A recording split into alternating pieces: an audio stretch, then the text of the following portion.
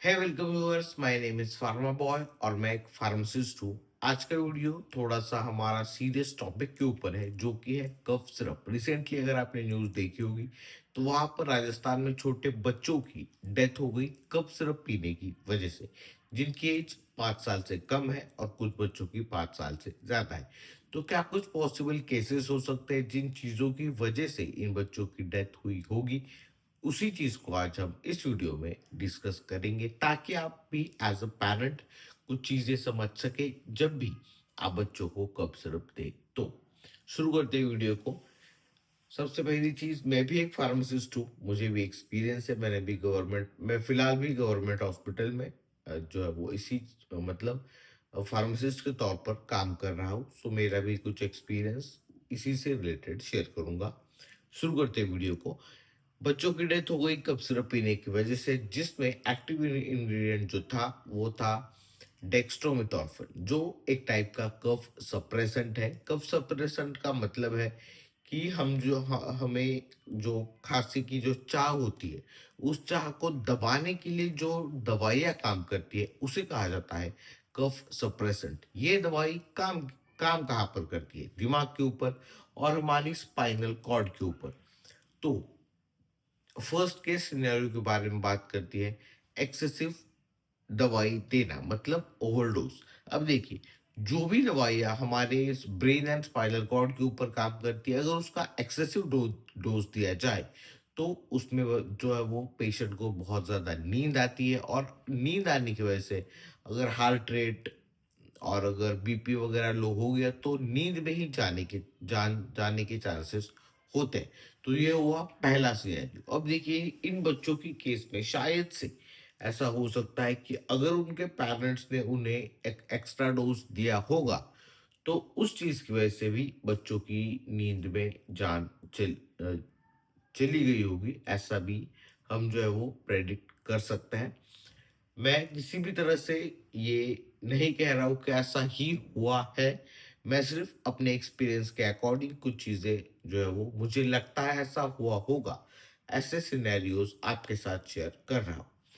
तो सबसे पहली चीज, ओवरडोज अगर दिया गया होगा तो बच्चों को तकलीफ हो सकती है। दूसरा, कंटैमिनेशन, मतलब जिस तरह की ये दवाई जहां से भी उन्होंने ली, अगर उसमें कंटैमिनेशन होगा, जिस इंडस्ट्री से मतलब जिस कंपनी से वो दवाई उठाई गई, वहां पर अगर इसका proper QC QA quality control quality assurance नहीं किया गया होगा, मतलब लो क्वालिटी की अगर ये दवा होगी, तो उस चीज की वजह से भी बच्चों के अंदर टॉक्सिसिटी हो सकती है, किडनी लीवर डैमेज हो सकते हैं।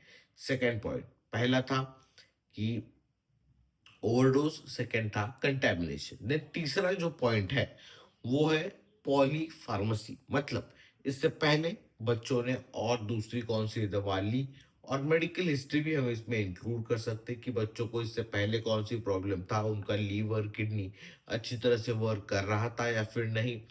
ये भी हम पॉइंट हमें समझना जरूरी है। साथ ही साथ उन बच्चों ने इससे पहले कौन सी दवाइयाँ ली वो हो गया। देन उन्हें बीमारी कौन सी थी ये भी चीजें पता होना जरूरी है, ताकि फर्दर और चीजें समझ में आ सके। तो ये भी चीज इंपॉर्टेंट है।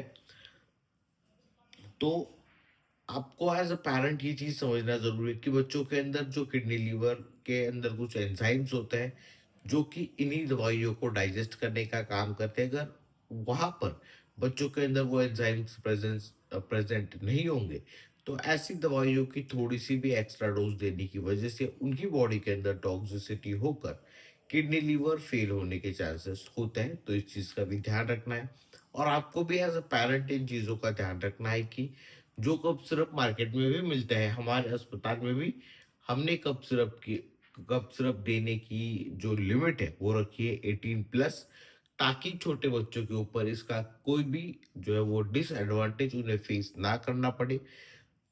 और जो बड़ी बड़ी हेल्थ अथॉरिटीज जो भी कहती है कि 12 साल से बड़े बच्चों को ही ये कफ सिरप दिया जाना चाहिए, लेकिन फिर भी हमने 18+ रखा है, ताकि जो है वो इसका मिसयूज भी ना हो, और किसी भी बच्चे को ये कफ सिरप लेने के बाद कोई भी प्रॉब्लम ना हो। तो आप भी ये ध्यान में रखिए।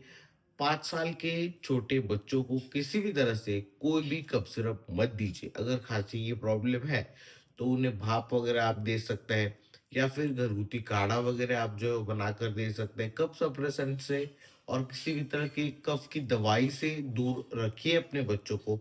ऐसा पर्सनली मैं कहूँगा, मैंने भी देखे गवर्नमेंट हॉस्पिटल में मेजॉरिटी ऑफ द केसेस में जिस तरह की दवाइयाँ इस्तेमाल होती है, उनकी क्वालिटी के ऊपर मुझे आज भी जो है वो क्वेश्चन मार्क पड़ता है कि ये किस क्वालिटी के होंगे।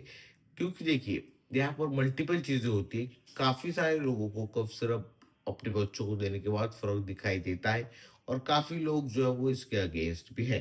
सो मल्टीपल इसमें हमें रिव्यूज़ देखने को मिलते हैं, लेकिन आपको एज़ अ पैरेंट समझना ज़रूरी है, छोटे बच्चों को कफ सिरप मत दीजिए। अगर दे भी रहे, तो उसकी जो क्वांटिटी है, वो आपको कम से कम रखनी है ताकि कोई भी प्रॉब्लम फेस ना करना पड़े।